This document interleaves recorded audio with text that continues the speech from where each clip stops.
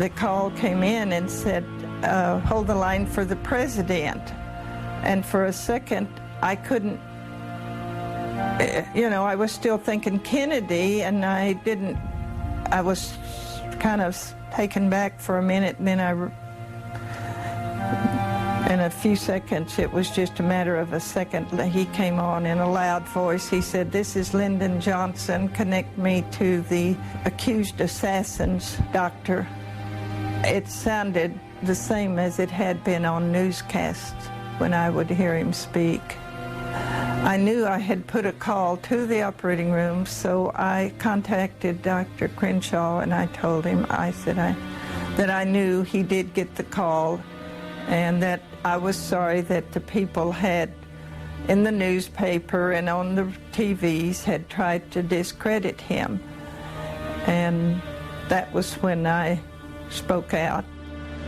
From the moment he became president, Johnson had authority over every aspect of the cover-up of Kennedy's murder.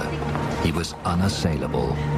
Johnson has the power to contain the investigation, both nationally and locally, on the ground in Texas. More so than if it had happened, let's say, in Oregon or Wisconsin. Texas. He's got the power to give the CIA what it wants as president, as opposed to Kennedy, who they feared. He's got the power to take the National Security Action Memorandum that Kennedy had signed in November of 1963, tear it up, reverse it, and create a war where 3 million soldiers wound up going to Vietnam instead of 16,000 being brought home by JFK. He can make J. Edgar Hoover director of the FBI for life. He's the man in the middle. The only person that can answer all of the questions of who's at risk, who's going to gain the most, who wins in this deal, there's only one answer to that question, and that's Lyndon Johnson. And his ticket out was Elm Street.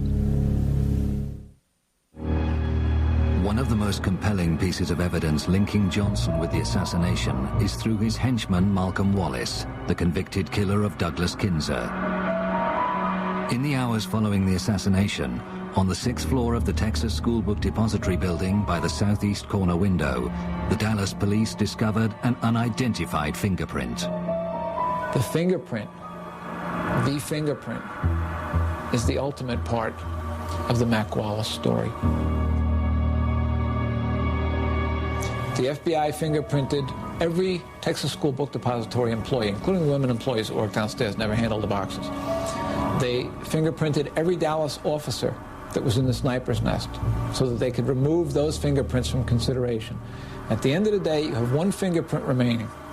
It sits in the National Archives for 35 years, until 1998. An investigator takes it to a highly qualified, certified latent print examiner, a CLPE, along with a redacted fingerprint card from Mac Wallace from the 1951 murder of John Douglas Kinzer. And he said, here's a print card. Do you see anything? Nathan Darby is one of the most experienced fingerprint experts in the United States, with 35 years service in the U.S. military and the City of Austin Police Department. I didn't know where it came from, and a week or 10 days later, I called the party and that had brought it over and said, well, it's a match. The finger that made the ink print also made the latent, and we called that a match or identified. And there was no question about it. They matched. 3 years later, Nathan Darby readdressed the same evidence and reconfirmed his original findings. When he was done, he had a 34-point match. And when you mention that in criminal circles to an investigator, how confident would you feel with a 34-point match? Oh, that's a slam dunk. It can't miss. It doesn't get any better than that. You give me a 34-point match on any case in the United States, I'll take it to court and win. The inked and the latent print are made by the same finger. And the other evidence that I've been presented with was Malcolm Wallace's left little finger, without a reasonable doubt. Now, the fingerprint in question came from a cardboard box in the sniper's nest in the Texas School Book Depository, fingerprints do not last long on cardboard. So it's fair to say that either Malcolm Wallace was wandering around there for no purpose, he was in that sniper's nest on November 22nd. That evidence, that fingerprint evidence, along with Malcolm Wallace's sordid resume, was sent to every imaginable agency or individual that could have an interest in what happened to John Kennedy. The only people that took notice of it were the Dallas police, because it's still an open homicide on their blotter. And they took serious notice of it. And then they were told, forward it up the line, because Dallas no longer has any evidence. It's all in federal hands, even though it's an unsolved homicide. They forwarded it up the line. And it took 18 months for the FBI to say verbally, no, it's not a match. And the single most important fingerprint found in the last 35 years was buried. I don't know why they couldn't say that the thing didn't match. It did match. There's no question about it. My experience, I've just had too much experience. I know what I'm talking about. I'm positive. There's no question about it. My dying declaration, if I was to drop dead right now, they match. It's still the big lie. It's unknown. It's unidentified. No, it's identified. It's Malcolm Wallace, and he's linked to Estes, Carter, and Lyndon B. Johnson directly. According to the official record, Malcolm Wallace died in a single car accident on this lonely stretch of Texas highway on the night of January 7th, 1971. There were no witnesses. His body was taken to a local hospital where he was pronounced dead. He was buried here close to other family members. 8 months later, another key member of LBJ's inner circle, presidential aide Cliff Carter, died unexpectedly. But shortly before his death, he met with Billy Solestes.